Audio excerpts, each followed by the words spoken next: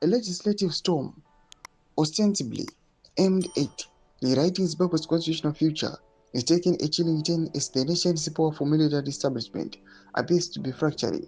At the heart of this deepening crisis is the Constitutional Amendment Bill No. 3, controversial piece of legislation that critics and legal experts have branded a procedural coup.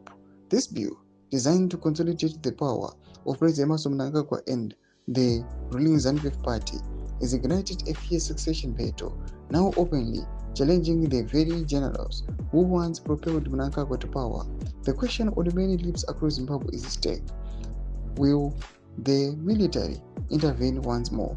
Salabida Mashukara Pangwen and Yokachinzi, ED 2030 plot takes in start 10 as the general stand on Mnangagwa. Will the military intervene?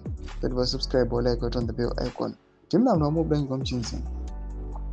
The most contentious provision of the bill is a radical shift in how the nation's leader is chosen. If passed, Zimbabwe would scrap direct presidential elections, moving the power upon the president to parliament.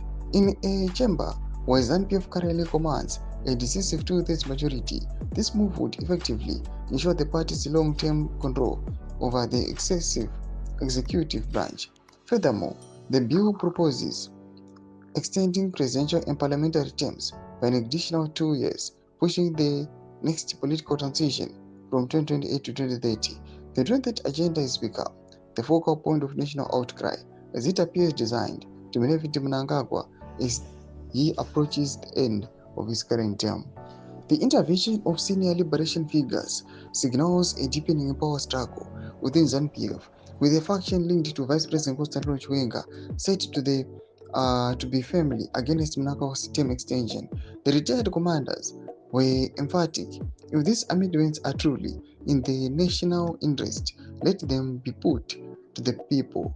Call a referendum, like the same Zimbabweans who gave us that constitution speak again. They also sought to clarify their loyalty while asserting the nation's ownership of the supreme law. We are ZANU-PF.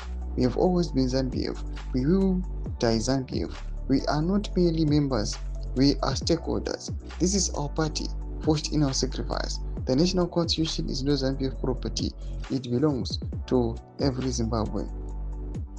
The latest intervention by retired generals has revived memories that turbulent period, with analysts suggesting that divisions within the ruling elite may again be surfacing ahead of the next political transition.